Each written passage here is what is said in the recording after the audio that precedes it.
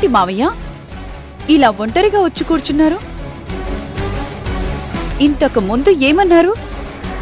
నాది అరువు తెచ్చుకున్న ధైర్యమా? నా వెనక ఎవరూ లేరా? మావయ్య, ఇంట్లో ఉన్న ఈ కొద్ది రోజులు మీరనుకున్న అరువు తెచ్చుకున్న ధైర్యాన్ని నాలో అణుచుకున్నాను. ఎందుకంటే మా అమ్మ కోసం, నా భర్త కోసం. నా వెనక ఎవరూ లేరన్నారు కదా? నా వెనక న్యాయముంది, ధర్మముంది, దేవుడున్నాడు. ఏంటి సిరి ఇది? గంట క్రితమే భయంతో నీ మాట తడబడింది, బాధతో నీ కళ్ళు చెమర్చాయి, నీ కాళ్ళు గజ గజ గజ వణికాయి. ఇప్పుడు ఒక చిన్న సంఘటనతో ఇవన్నీ మారిపోతాయా ఏంటి? నీ వెనక దేవుడున్నాడా? ఉంటే అవసరమైతే ఆ దేవుణ్ణి కూడా ఎదురిస్తాను, విధిరాతకు కూడా ఎదురెళ్తాను. ఇంతవరకు వచ్చిన తర్వాత కూడా మీ ధైర్యం ఏమాత్రం తగ్గలేదు మావయ్య. తగ్గదు. ఎందుకు తగ్గుతుందనుకుంటున్నావు? ఎందుకంటే ఎప్పటికైనా గెలుపు నాదే కాబట్టి. నిజం కూడా ఎప్పుడు ఓడిపోదు, అబద్ధం ఎప్పటికీ గెలవదు మావయ్య. నేను గెలిపిస్తానుగా. అబద్ధమైన, అన్యాయమైన ఈ కలికాలంలో గెలిచేవి అవే. నాలాంటి వాళ్ళు వాటిని గెలిపిస్తారు. ఏ కాలమైనా, ఏ యుగమైనా ధర్మయుద్ధంలో ఆ ధర్మం ఓడిపోవలసిందే.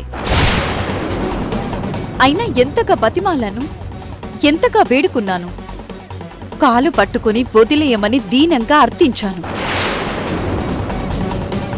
కాని మీరు నా మాట వినలేదు, జాలి తలచలేదు. ఒక్క సెకండ్ అయినా నా మాట వినుంటే, నా కన్నీటి బొట్టుకి మీ మనసు కరుగుంటే, ఆస్తి ఐశ్వర్యం అన్ని మిగిలేవి. మీరు గెలిచేవారు. నేను మా అమ్మ ఇంటి నుంచి బయటికి వెళ్ళిపోయేవాళ్ళం. కాని మీరు ఆలోచించలేదు, ఇలా జరుగుతుందని ఊహించను కూడా లేదు. ఏంటి అసలు అదృష్టమంతా నీదైనట్టు రెచ్చిపోతున్నావు? అవకాశం లేని చోట కూడా అవకాశం సృష్టించుకోగలడి దేవేంద్ర. మావయ్య, పోరాటంలో మూర్ఖత్వాన్ని చూపించాలి. పోరాటం అయిపోయిన తర్వాత ఓటమి ముంగిట్లో మూర్ఖంగా ఆలోచించకూడదు. వాట్? పోరాటం అయిపోయిందా? ఎవరు చెప్పారు? నువ్వు అనుకుంటే సరిపోతుందా? నేను చెప్పాలి. యుద్ధం ముగిసిపోయిందని నేను చెప్పాలి. యుద్ధం ఇంకా ఉంది సిరి. అంటే ఇంకా మీ ఆశలు సన్నగిల్లలేదా? సిరి, నీకు పెద్దగా అనుభవం లేదు కదా, అందుకే ఈ ఆశ నమ్మకానికి మధ్య తేడా తెలియట్లేదు. నేను చెప్తా విను.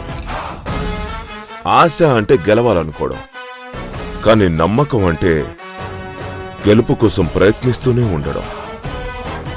ఆశున్నోడు చివరిదాకా ప్రయత్నించి గెలవలేనేమోనని వదిలేయచ్చు, కానీ నమ్మకమున్నోడు చివరిదాకా పోరాడి గెలుపు తలవంచైనా సరే గెలిచి తీరుతాడు.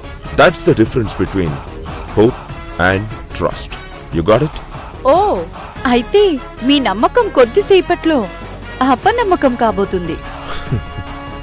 అంటే ఏంటి? ఇంత పెద్ద హాస్పిటల్లో అందరూ మీ అమ్మ ఆరోగ్యం కోసమే పనిచేస్తున్నారనుకుంటున్నావా?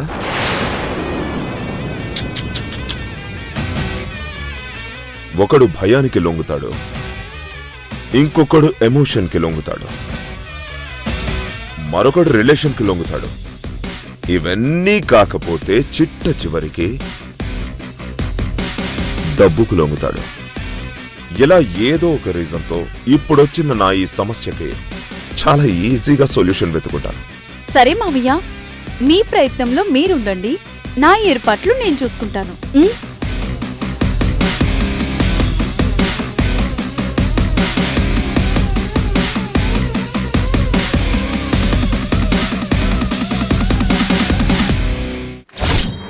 ఇది తీసుకో, జాగ్రత్త, నీకేం కాదు, నేను చూసుకుంటాను. ఒక్కటి మాత్రం గుర్తుపెట్టుకో, ఆవిడ కళ్ళు తెరిచేలోపు పాయిజన్ సెలైన్లోకి ఎక్కాలి. ఆవిడ చనిపోయిందని మాత్రం నాకు తెలియాలి. అర్థమైందా? Okay sir.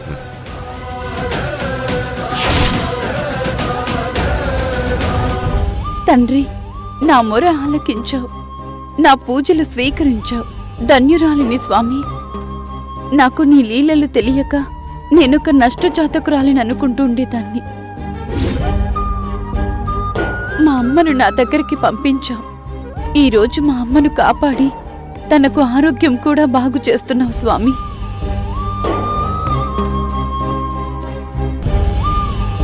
తనకు నన్ను గుర్తు చేసి నన్ను దగ్గరికి తీసుకునేలా చేయి. రిషిని నన్ను ఒకటి చేయి. అందరం చల్లగా ఉండేలా దీవించు.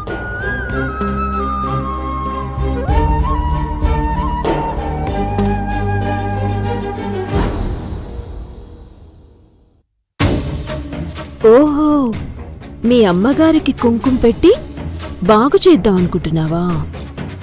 అత్తయ్య ముందు ఎలా మార్కులు కొట్టేస్తానో చూడు. ఏం చేయాలి? దేనికంటే ముందే ఆ పిచ్చిదాని దగ్గరికి నేను వెళ్ళాలి.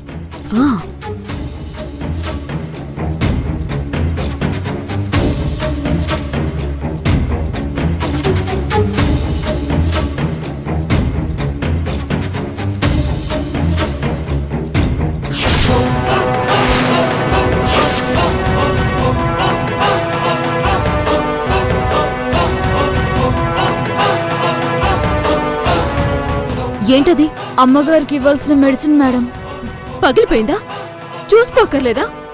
అమ్మ విషయంలో మీరు కేర్లెస్ గా ఉంటే అస్సలు సహించను. Sorry madam. ఒళ్ళు దగ్గర పెట్టుకుని పనిచేయండి.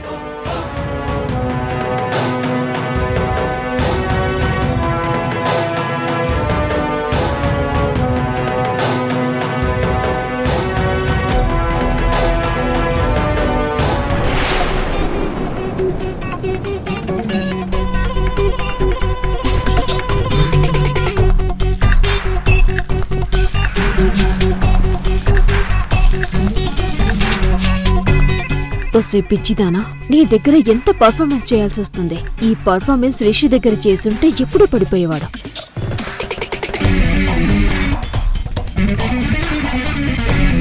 అమ్మా, నీకు తొందరగా నయమవ్వాలని దేవుడి దగ్గర పూజ చేసి ఈ బొట్టు నీకు పెట్టానమ్మా. నువ్వు తొందరగా కోలుకోవాలి, ప్లీజ్ అమ్మా. పిచ్చి పిల్ల, అమ్మ అంటే ఎంత ప్రేమో. అమ్మ మీద ప్రేమతో రాలేదా? అవకాశం ఉంటే చంపేద్దామని వచ్చాను.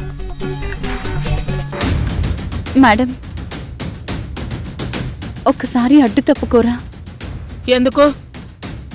అమ్మకు పూజ చేసిన కుంకుమ పెడతాను. అబ్బాబ్బాబ్బాబ్బాబ్బా, ఎన్ని నాటకాలు ఆడుతున్నావే. నేహ వెళ్ళి పూజ చేసి కుంకుమ పట్టుకొచ్చిందని నువ్వు తెచ్చావు కదా. అత్తయ్య చూసేసింది, వచ్చిన పని అయిపోయింది. కాదు మేడం, ఇప్పుడే హాస్పిటల్లో దేవుడి విగ్రహం దగ్గర ఈ కుంకుమ తీసుకొస్తున్నాను. నీ బుద్ధి నాకు తెలిసే. ఎన్ని వేషాలు వేస్తావో నాకు తెలుసు. నువ్వు అమ్మగారికి దూరంగా ఉండు. ఒక్కసారి చూస్తాను మేడం. అసలు అమ్మగారు హాస్పిటల్ పాలైందే నీ వల్ల. నువ్వు ఆమెను జాగ్రత్తగా కనిపెట్టుకోకపోవడం వల్లే ఆమెకి దెబ్బ తగిలింది. మేడం, పేషెంట్ని డిస్టర్బ్ చేయకండి, పదండి బయటికి. కాదు మేడం, నేనేం చేయలేదు. మళ్ళీ కొత్త అబద్ధాలు చెప్తున్నావా? వెళ్ళిక్కడి నుంచి. అమ్మా, ఏంటి అరుపులు? పేషెంట్ని డిస్టర్బ్ చేయకండి, వెళ్ళండి ఇక్కడి నుంచి, వెళ్ళండి. చెప్తుంటే అర్థం కావట్లేదా? పద.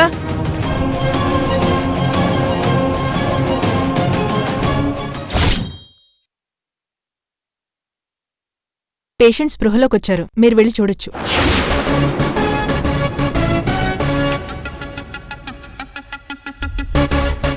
ఏమండి, రేవతమ్మ గారు స్పృహలోకొచ్చారంట.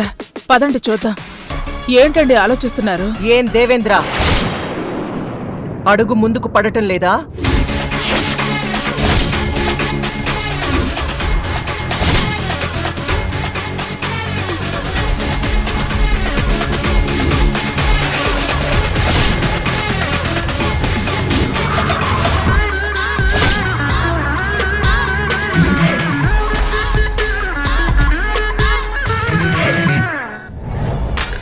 నమస్తే రేవతమ్మ గారు. మీరిలా ఆరోగ్యంగా రావాలని మేమంతా ఎంతో ఎదురు చూసాం, ఎన్నో పూజలు చేశాం. ఆ దేవుడు మా మాట ఆలకించినట్టున్నాడు. ఇప్పటి వరకు మీ ఆస్తిని జాగ్రత్తగా కాపాడుకుంటూ వచ్చాం. మీరిప్పుడు ఆరోగ్యంగా బయటకొచ్చారు కదా, మీ ఆస్తి మీకు అప్పచెప్పి వెళ్దామని ఎప్పటినుంచో మేము ఎదురు చూస్తున్నాం. ఆ రోజు ఈ రోజు వచ్చింది. ఇక మీ ఆస్తి మీకు అప్పగించి నేను ఏ ఆశ్రమానికైనా వెళ్తాను. అలా చేస్తే నీ పాపాలు పోతాయనుకుంటున్నావా?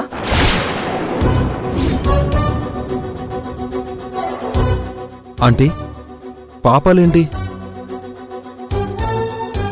ఏం పాపం చేశాడో మీ నాన్ననే అడుగు. నాన్నా, ఏంటి ఆంటీ అలా అంటున్నారు? అంటే ఆవిడిప్పుడే కదా స్పృహలోకి వచ్చారు, అందుకే ఏదో ఊహించుకుంటున్నట్టున్నారు. నేను ఊహించుకోవట్లే దేవేంద్ర. ఎందుకంటే నువ్వు చేసిన ఘోరాలు, నేరాలు ఊహాతీతం. అవి ఊహకు కూడా అందనంత దారుణాలు. అమ్మా, నేను చేసిన తప్పులు తెలుసుకున్నాను. నా తప్పుల్ని మన్నించండి. తప్పుల్ని సరిదిద్దుకునే అవకాశం ఇవ్వండి. దయచేసి నన్ను క్షమించండి. ప్రాయశ్చిత్తం కంటే పాప పరిహారం ఇంకోటి ఉండదు అనుకుంటే 20 ఏళ్లుగా ఈ పాప విముక్తి కోసం చూస్తూనే ఉన్నాను. నన్ను మన్నించి నన్ను పాప విముక్తుల్ని చేయండి. నీకు పాప విముక్తి కావాలా? అయితే నువ్వు చావాల్సిందే.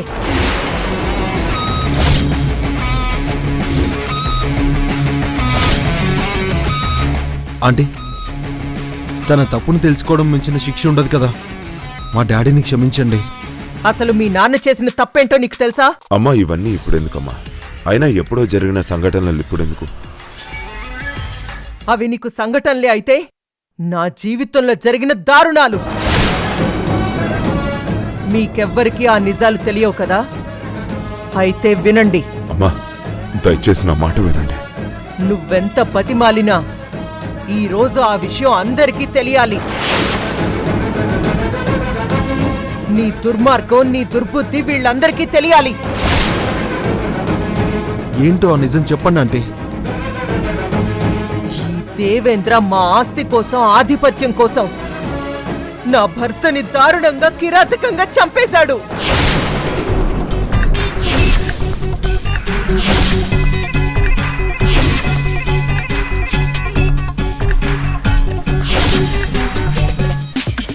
అంతేకాదు, నిండు గర్భిణినని కూడా చూడకుండా నన్ను చంపడానికి ప్రయత్నించాడు. కానీ నేను త్రుటిలో తప్పించుకొని ఇప్పుడు ఇలా మీ ముందున్నాను. ఇన్ని రోజులు మీరు మా ముందు నటించారా? అది కాదు రిషి. మాట్లాడొద్దు డాడీ. మీరు మాట్లాడే హక్కును కోల్పోయారు.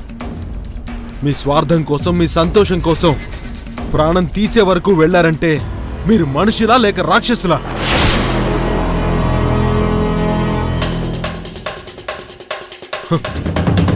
ఇన్ని రోజులు మీరు మా మీద చూపించిన ప్రేమంతా నాటకమేనా? తండ్రి అంటే మీలాగే ఉండాలనుకునేవాణ్ణి. కానీ ఇప్పుడు మీలా ఏ మనిషి ఉండకూడదు అనుకుంటున్నాను. మీలా ఎవరూ ఆలోచించకూడదు అనుకుంటున్నాను.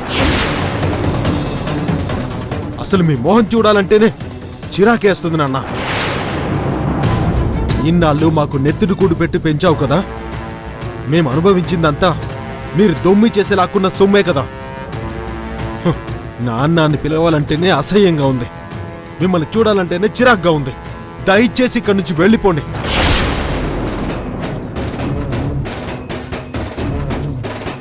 వీడు చేసిన తప్పులకి బయటికి గెంటేయడం సరిపోదు.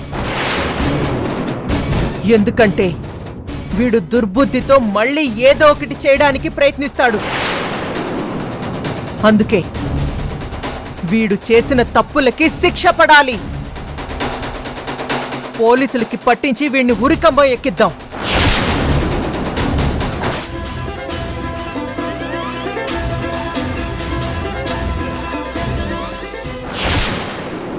పేషెంట్ స్పృహలోకి వచ్చారు, మీరు వెళ్ళి చూడండి.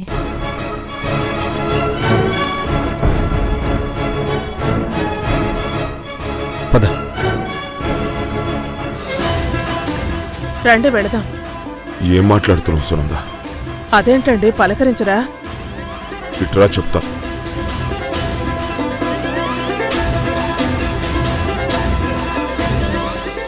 నువ్వెక్కడికి? చూడ్డానికి. ఏం అవసరం లేదు.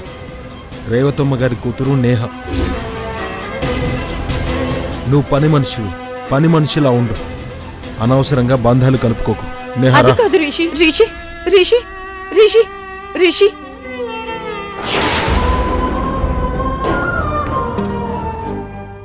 దేవేంద్ర, అమ్మా దేవేంద్ర, దేవేంద్ర, దేవేంద్ర, దేవేంద్ర, దేవేంద్ర. రేవతి గారు, రేవతి గారు, రేవతి గారు. దేవేంద్ర.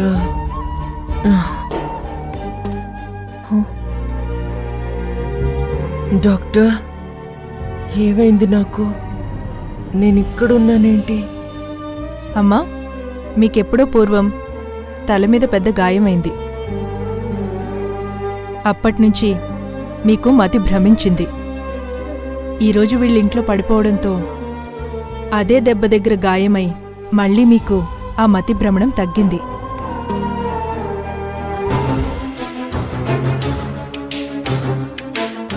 ఏంటండి, అక్కడ అమ్మగారికి మెలకు వస్తే మీరు ఇక్కడికి తీసుకొచ్చారేంటి? నేను తప్పు చేశాను సునంద. అవన్నీ ఇంటికెళ్ళాక మాట్లాడుకుందాం. ముందు అమ్మగారి దగ్గరికి వెళదాం పదండి. నేను రాలేను సునంద. రేవతమ్మ గారికి ఎదురుపడ్డాను. ఆ రోజు భూపతి వర్మ గారిని చాలా ఘోరంగా చంపేశాను. కానీ ఆ తర్వాత నేను మారాను, పశ్చాత్తాపంతో కుమిలిపోతున్నానన్న విషయం మీకు తెలుసు. కానీ ఆ విషయం రేవతమ్మ గారికి తెలియదు కదా. యాండి, తెలియక చేసిన తప్పుల్ని నిజాయితీతో చెప్తే అమ్మగారు అర్థం చేసుకుంటారండి. లేదు సునంద, ఏ ఆడదానికైనా పసుపు కుంకాల కన్నా ముఖ్యమైనది ఏదీ ఉండదు. అలాంటిది ఆవిడ పసుపు కుంకాలు నేను తుడిచేశాను. యాండి, అదంతా వివరించి చెప్దామండి. కాదు సునంద, నేను తప్పుల మీద తప్పులు చేస్తూనే వచ్చాను. ఆవిడ నన్ను అంత సులభంగా క్షమించదు. యాండి, ప్రాణం తీయటం తప్పే, కానీ ప్రాయశ్చిత్తంతో మీరు అమ్మగారిని వేడుకుంటే ఆ తప్పుని మరణించొచ్చు. అదొక్కటే కాదు సునంద, వాళ్ళ ఆస్తిని మనం అనుభవిస్తున్నాం. అది తప్పే కదా. అది తప్పెలా అవుతుందండి? పరాయి ఆస్తిని అనుభవించడం తప్పే. మీరు ఆస్తిని అనుభవించలేదండి, రక్షించారు. అలా అని రేవతమ్మ గారు అనుకోకపోతే? ఎంతకాలం పరాయి సొమ్ముతో మిమ్మల్ని అందరినీ పోషించాను. ఆఖరికి నా కన్న కొడుకు పెళ్లి కూడా వాళ్ల సొమ్ముతోటే జరిపించాను. ఇవన్నీ రేవతమ్మ గారు తప్పుగా అర్థం చేసుకుంటే? అలా ఏమీ అనుకోరండి. ఆమె ఎంత మంచిదో తెలుసు కదా మీకు. లేదు సునంద, ఆవిడ అంగీకారం లేకుండా ఆవిడ కూతుర్ని రిషికిచ్చి పెళ్లి చేశాం. ఇదంతా ఆస్తి మీద కన్నేసి మనం చేశామని ఆవిడ అనుకుంటుంది కదా. యాండి, నేహ రిషిని ప్రేమించింది, పెళ్లి చేశాం. దాంట్లో తప్పే ఉంది? పైగా కూతురికి నచ్చిన వాళ్ళకిచ్చి పెళ్లి చేశామని మెచ్చుకుంటారు. నాకలా అనిపించట్లేదు సునంద. అందులోనూ ఇన్నాళ్ళు ఆవిడెక్కడున్నా మనం వెతకడానికి కనీసం ప్రయత్నించలేదని అనుకుంటుందేమోనని నా నమ్మకం. ఎందుకు వెతకలేదు? అన్ని చోట్ల వెతికించాం కదా. ఏమో సునంద, నేనైతే అమ్మగారి ముందుకొచ్చి నా మొహం చూపించలేను. ఇప్పుడు చూపించకపోతే ఇంటికొచ్చాకైనా అమ్మగారితో మాట్లాడాలి కదా.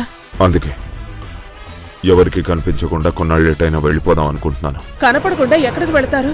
ఎక్కడికి వెళ్ళను. అలా అని మీకు మాత్రం కనపడ్ను. సునంద, అమ్మగారు నన్ను మనస్ఫూర్తిగా క్షమించారని తెలిసిన రోజే మళ్ళీ నేను మీకు కనపడతాను. ఏంటండి, మీరెందుకు మాకు దూరంగా వెళ్ళటం? ప్లీజ్ సునంద, నా మాటకు ఎదురు చెప్పకు. ఏంటండి ఇదంతా? నువ్వేం మాట్లాడినా నా మీదొట్టే. మీరు లేకుండా ఇంట్లో లేదు సునంద, కొన్ని రోజులు ఆ ఇంటికి మీ మధ్యకు రాను. నా సున్నితమైన మనస్సు అమ్మగారు చూసే అనుమానపు చూపులను భరించలేము. ఏ రోజైతే అమ్మగారు నన్ను మనస్ఫూర్తిగా క్షమిస్తారో ఆ రోజే నేను మళ్ళీ ఇంటికొస్తాను. అప్పటి వరకు ఎక్కడుంటారు? ఎక్కడుంటానో మీకు చెప్పను. నన్ను కలవడానికి, నాతో మాట్లాడడానికి ప్రయత్నించొద్దు. ఎందుకండి మాకు ఈ శిక్ష వేస్తున్నారు? ఇది మీకు నేను వేసే శిక్ష కాదు సునంద, నాకు నేను వేసుకుంటున్న శిక్ష. అది కాదండి, నా మాట వినండి. ఇదే నా చివరి మాట. వెళ్ళొస్తాను సునంద. ఏ రోజైతే ఆవిడ మనస్ఫూర్తిగా నన్ను క్షమిస్తారో ఆ రోజే మళ్ళీ వస్తాను.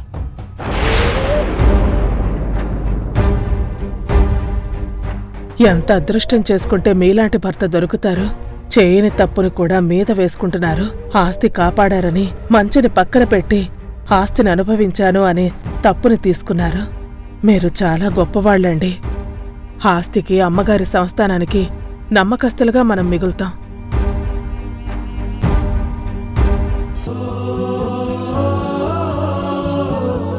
రేవతమ్మ గారు, రేవతమ్మ గారు. సునంద, అవునమ్మా, నేను సునందనే. నన్ను గుర్తుపట్టారా? మీరు మామూలు మనిషి అవటం నాకు చాలా సంతోషంగా ఉందమ్మా.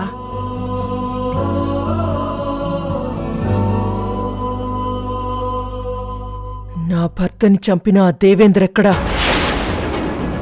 ఎక్కడా ఆ నరరూప రాక్షసుడు? ఆయన ఇల్లు వదిలి వెళ్ళిపోయారమ్మా. ఎక్కడికి? ఎక్కడికో చెప్పలేదమ్మా. సునంద, నీ పసుపు కుంకుమల మీద ప్రేమతో నా దగ్గర నిజం దాస్తున్నావా? చెప్పు, ఎక్కడున్నాడు నీ భర్త? అమ్మా, మీ దగ్గర నేను అబద్ధాలు ఆడతానా అమ్మా? నిజం. మీకాయన మొహం చూపించలేక పశ్చాత్తాపంతో చేసిన తప్పులకు సిగ్గుపడి ఇల్లుని మమ్మల్ని వదిలి వెళ్ళిపోయారు. నాకు నమ్మబుద్ధి కావట్లేదు సునంద. నా మీద ప్రమాణం చేసి చెబుతున్నాను, నిజమమ్మా. పారిపోయాడా? లేదంటే నీ భర్తని వదిలేదాన్ని కాదు సునంద. అమ్మా, ఆయన తన తప్పును తెలుసుకున్నారు. మీకు గతం గుర్తొచ్చిన తర్వాత మీకు ఆయన తరపున క్షమాపణ చెప్పమన్నారు. చిన్న క్షమాపణతో పోయే నేరం కాదు మీ ఆయన చేసింది. అమ్మా, మీరు క్షమించిన రోజే ఆయన మీ ముందుకొస్తానన్నారు. వాణ్ణి క్షమించను. క్షమించే ప్రసక్తే లేదు.